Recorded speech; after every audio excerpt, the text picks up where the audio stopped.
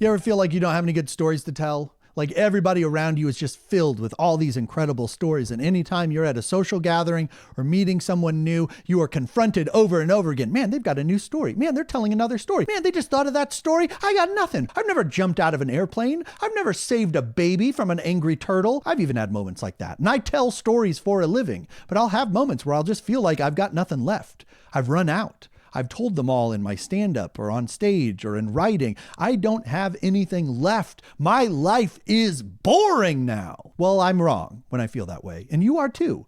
We're both wrong and we're dumb and we're ugly and nobody likes us. No, that's not true. That's not true. We are wrong though. And we're beautiful and lovely and people do like us. And they would love to hear the stories that we have because we do have stories. Sometimes we just don't know where to look.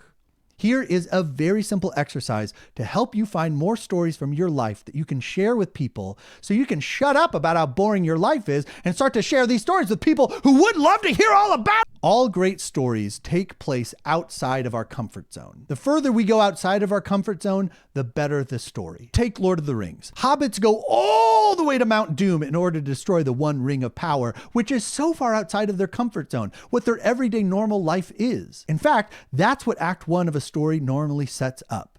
Act 1 is to help us know what a character's comfort zone is. What's their everyday? What are they used to? What do they expect from life? And in Lord of the Rings, we spend the first bit in the Shire with the hobbits, and it's so peaceful and calm, and there's grass, and they live in holes in the ground, and it's so far removed from evil and magic and danger. And once we see all that, we know how crazy it is when they leave that all behind and there's battles and there's trolls and there's magic and there's monsters and a giant spider is trying to eat them. Mount Doom is so far outside of their comfort zone. And the fact that they're willing to go and fight through everything and adapt and change in order to do what they need to do outside of their comfort zone, that's what makes it such a great story. Back to the Future. Marty McFly is so calm, cool, collected, and in control in 1985. He has it figured out. He's riding a skateboard. He's going about his life. He's got a girlfriend. He's skipping class. Everything is normal. This is fine. He has got it all figured out. And then he ends up so far outside of his comfort zone, 30 years outside of his comfort zone. The culture is different. The lingo is different. His parents are very, very different.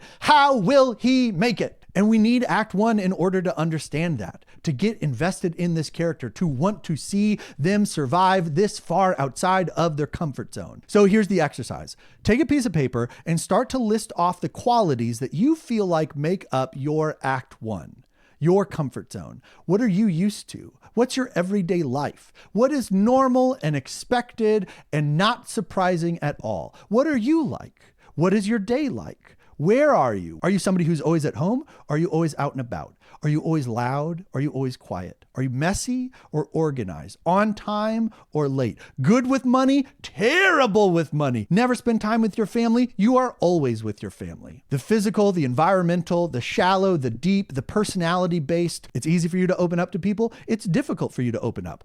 All those qualities, list them all out. The way that you feel about things. Do you wake up feeling good? Do you wake up feeling crabby? Do you go to bed feeling anxious every night? Do you go to bed peaceful? Write that all out. Set a timer for yourself. 10 minutes. I'm just going to write all the qualities of my Act 1. I always have short hair. I always have long hair. I always take a shower in the morning. I rarely take a shower in the morning. I get along with dogs. I never get along with dogs. Fill it out, fill it out, fill it out. And then look at your list. Look at all the qualities that you have there and start to think, do any moments come to mind when I was the opposite of this? I'm always loud. When were you the quietest? I'm always on time. When were you the latest? My house is always neat and clean. When was it the messiest? I'm always quiet. When were you the loudest? Write about that moment. Write about the context around that moment that makes it such a big deal. What does someone need to know in order for them to understand why this is so crazy? For you to say, and then I stood at the top of a 100-story building.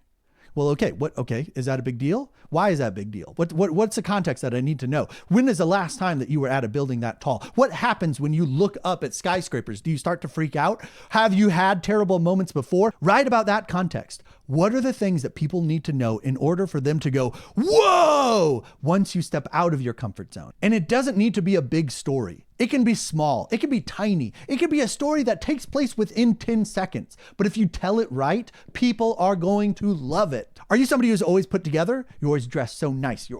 Everything is in the right spot all the time. You ever have a moment where you just like totally messed up? You ever have a moment where just like snot shot out of your nose in the middle of a meeting? How did you handle it? Tell us that story. Give us the context around that moment so that we understand when that snot shoots out of your nose, we are entering into new territory that you are not used to at all. And we're invested and we're in there with you. We want to know what happens next. And look, maybe you do this exercise and you still leave discouraged.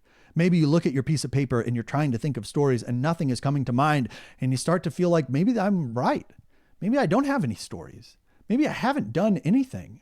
Do not let that be the end, because that is the good news about this exercise. You can still look at that list of your comfort zone. And if you don't have anything from the past where you left it and did something different, you can do that in the future. It could become a to-do list. Look at your comfort zone. Is there anything there that you're willing to try to do the opposite of? Just for a day, just for an afternoon, just to test it out, to see what would happen, to see if that's where the stories are. If you're somebody who always stays at home, what if you go out once? If you're somebody who is always with friends, what if you spent some time alone? If you're somebody who is always loud, what if you tried a day of silence? Just try to step out of your comfort zone, because that's where all the best stories live. And if you can't find them in the past, you can make them in the future. You are not hopeless. There are great stories in your future. You can tell them to the people in your life, and they will be so grateful for the connection, for the relationship, for the joy that you bring to their lives. You have stories. You can have even more. They all exist outside your comfort zone.